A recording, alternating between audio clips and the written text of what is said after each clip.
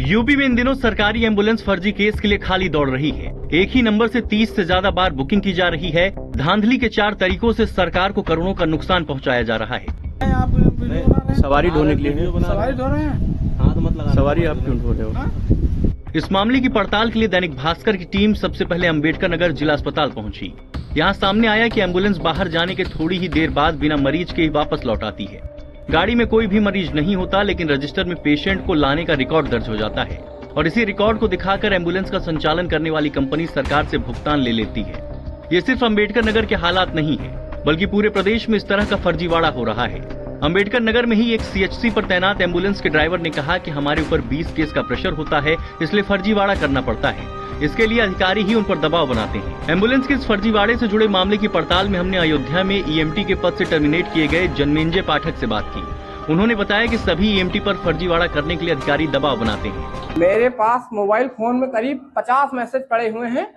ये सब सारे ईएमटी को कम से कम 8 से 10 सिम रखनी पड़ती है भाई साहब।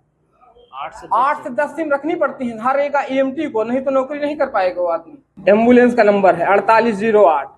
ये इंसिडेंट आईडी है, ये एम्बुलेंस का नंबर है, ये एम्बुलेंस का कांटेक्ट नंबर है। ये देखिए कितनी बार कॉल करके ये सब हुआ है। अच्छा, ये देखिए हाँ, एक ही नंबर से आप कितनी भी बार कॉल करिए, ये सब होता रहता है। ये देखिए जन्मेंजय से बातचीत में धांधली के कई तरीकों का पता चला, जिनके जरिए एम्बुलेंस से जुड़ा फ्रॉड हो रहा है। रियल पेशेंट का कॉल आ गया तो उसका तो आधार मिल ही जाता था, तो उसका आधार हम लोग ले लेते थे। आधार कार्ड वही, नाम वही, पेशेंट वही, फोटो तो है फोन में, चढ़ाते रहो, उधर पैसा पास हो रहा है। 32 अटेंडेंस की फोटो मेरे पास है। ये देखिए मोबाइल से अटेंडेंस लगती थी, 1 अटेंडेंस, 2 अटेंडेंस। मैं आपको 3200 अटेंडेंस की फोटो दिखाऊंगा। 3 अटेंडेंस, ये जैसे आधार 4 अटेंडेंस।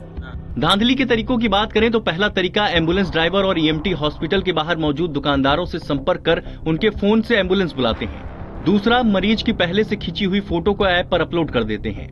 तीसरा तरीका, कई बार आशा बहू घर से एम्बुलेंस के जरिए बाजार जाती हैं और इसे बाद में मरीज के नाम से दर्ज कर लिया जाता है। इसके अलावा चौथा तरीका, एक ही नंबर से कई बार एम्बुलेंस बुलाने का है।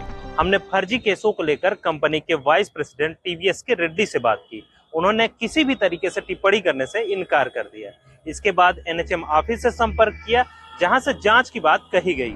एम्बुलेंस से जुड़ी धांधली की तमाम शिकायतों पर 2022 में यूपी सरकार ने जांच के आदेश दिए थे, जिसके बाद कई जिलों में करीब 50% तक फर्जी केस मिले। लखीमपुर में साल 2022 के फरवरी, मार्च और अप्रैल महीने में दर्ज हुए कुल केस में 16,875 केस फर्जी मिले थे। इसी तरह देवरिया में करीब 8,000 फर्जी केस मिले। वाराणसी में 2021 के मुकाबले 2023 में 3 गुना ज्यादा केस मिले। सरकारी एम्बुलेंस को लेकर हुई तमाम शिकायतों और जांच के बाद उम्मीद थी कि ये व्यवस्था सुधरेगी, लेकिन तमाम कोशिशों के बाद भी हालात जस के तस हैं। दैनिक भास्कर के लिए अंबेडकर नगर से राजेश साहू की रिपोर्ट।